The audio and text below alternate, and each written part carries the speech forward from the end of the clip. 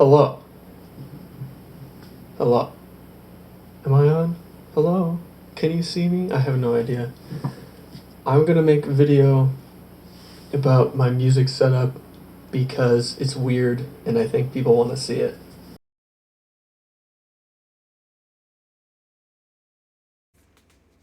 Okay, so the music setup. It's really weird, and I don't think anybody, well, I'm sure there's somebody, but not very many people make stuff like this.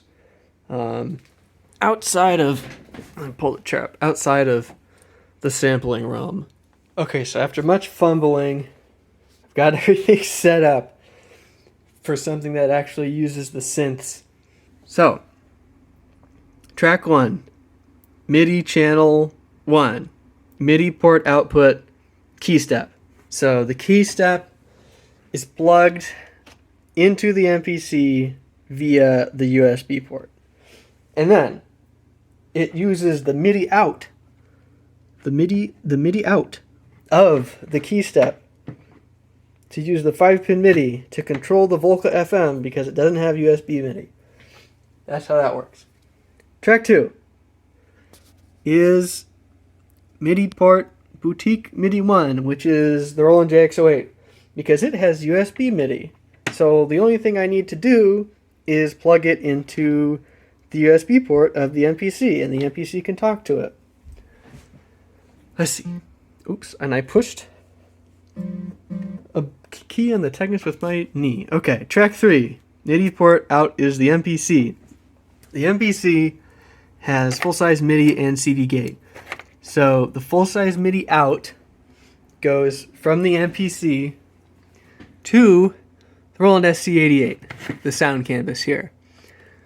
And then the sound canvas has a MIDI through, so then the MIDI out on this passes the same information along to the Technics keyboard, because that has full-size MIDI on the back of it. And so the MIDI goes from here through there to here. Okay, so I realize this may have been a little confusing, so I'm gonna go confusing. So I'm gonna go through this. Oops, and I keep hitting my knee on the stupid Technics. Get back under the table. Nobody likes you. Okay. So, we're back on track 1. The MIDI port out is the key step, which is plugged into the Volca FM2. So if I hit keys on the key step, you hear the FM2. MIDI track 2, I have to turn this off. MIDI track 2, enable that one. Output, Roland JX07 over USB MIDI. That's why it says MIDI Boutique MIDI 1. All that's connected to the MPC is this USB cable because it has USB over MIDI. So, when I play this, when I play the key step, you should hear the JX08, which is the bass sound. And you do. Track 3. This comes out of the MPC port, and it's on MIDI channel 10. On the SC88 sound canvas, if I go to channel 10, that is the drum channel exclusively. MIDI channel 10 on the SC88 is only drums. So if I hit, you get drum sounds. Very good. Where's the cowbell?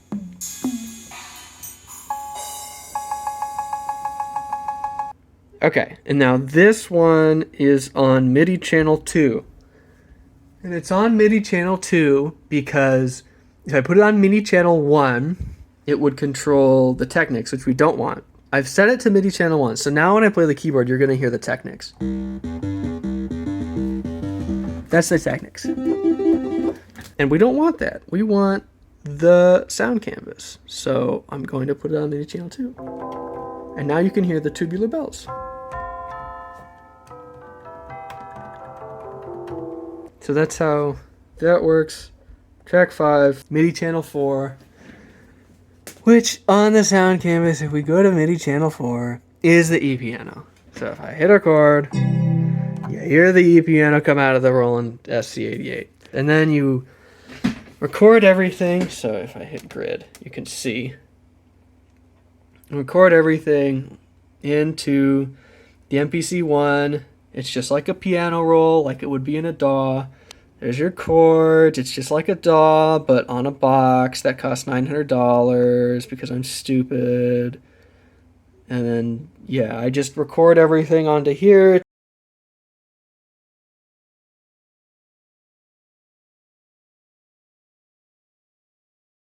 just does all the MIDI, and then it sends the MIDI out, and these things play. Back to over here. This song is called Black Keys, by the way, and I haven't put it out yet. It's called that because it only uses the black keys. Okay. Cool thing the MPC does. It has this button called Track Mute. You turn it on, and it gives you all of the tracks, and you can mute them by hitting the pads. This is like all I do, is I just add and subtract the tracks by hitting the pads while I record it into Audacity. So, I've muted all of them but track 1, which is the Volca FM2. So if I hit play, so now all you're hearing is the Volca FM2 because all the other tracks on the track mute are muted. So maybe we want to bring in the bass. So I've just unmuted track 2, which is the JX08.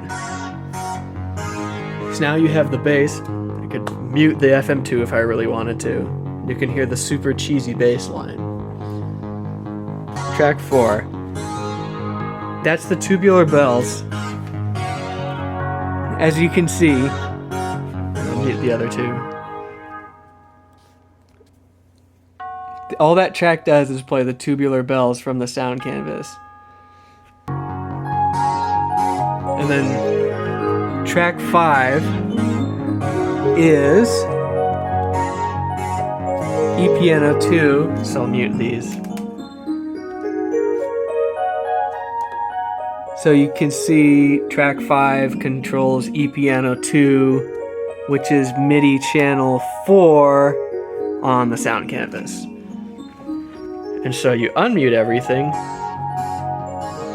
but there's still no drums. And this is the weird part. There's still no drums because I'm using one of the PCM sampled drum loops of the Technics in this song. So if I mute everything on here and hit play, it will send the play command out through the sound canvas to this, and it will just start playing the rhythm in time with the music. And it's annoying because you can't really turn it on or off.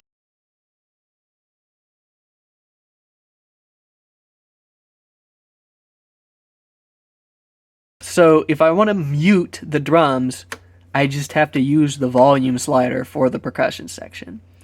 So if I unmute everything, if I unmute everything and I hit play, you'll hear everything, including the drums, because I've turned the volume slider up on this because you can't mute this because it's not that smart and it's old and it's terrible. So I just have to control this by the volume slider. So I turn it up. If I muted everything, I'm going to hit play.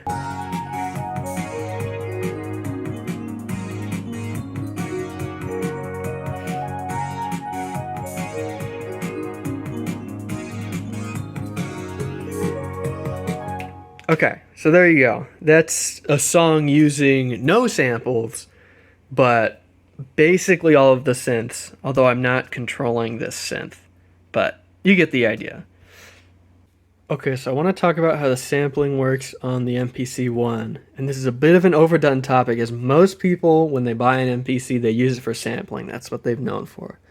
I've got track 1, there's a drum program here, and what happens when you take a sample and chop it up is you convert it to a drum program so you can play it on the pads.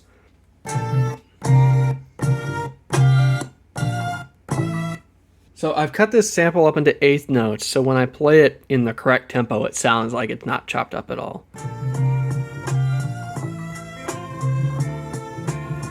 See? So then when I hit play,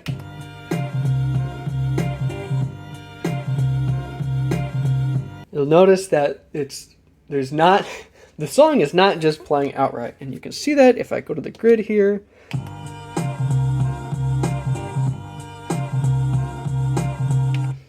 I went like this. Oops.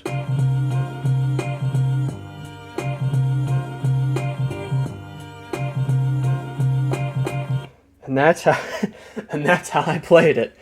Now the guy that was working at Akai that made the MPC, he said he wanted to design this in such a way so that when you played it, you felt like you were playing an instrument. And I think he achieved that, and that's why I like doing samplings like this so much, because when you play this thing and you play out the samples, you really feel like you're playing an actual instrument. And that's the part about this that I really like. So yeah, that's pretty neat. And then we can look at the other tracks for fun. That's how the sampling works. The other tracks on here, this is an instrument built into the MPC. Can play that with the keyboard. So that's the bass underneath everything. And then finally you have the drum track. And so whenever you hear drums, they're either from this, the Technics, or the Sound Canvas. And if they're from this, they're samples that I keep reusing because I'm too lazy to get new drum sounds. So if I go over here to edit samples on this drum track, now you can see all of the drum samples. And I think I did this automatically. You can make it do it automatically. But if I play these, you can see that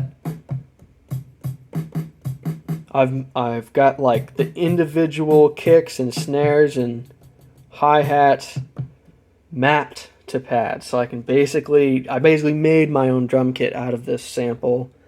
But yeah, that's how I make the drum kits. I take a song and I find a drum break and then I chop the drum break up into bits and then basically make my own drum kit. And then if you go, actually if I'll just play it, you can see the pads light up. So I'm just playing.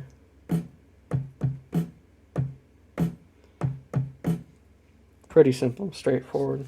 And so that's how it works with sampling. It's a lot simpler than sequencing up a bunch of hardware synths, but I like to do that sometimes. It's pretty neat. Oh yeah, and then all of these things are plugged into this cheap mixer that I got forever ago, and it's full. All of the inputs are being used. And it's sitting on top of this crappy bass amp. But yeah, so it's very analog, very old school. Everything is just controlled by this and then all piped through the mixer, and then I just record into Audacity on the computer. That's basically the only thing I do with my computer.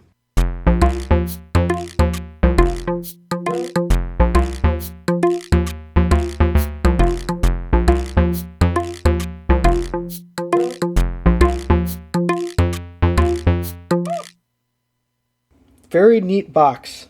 I enjoy box.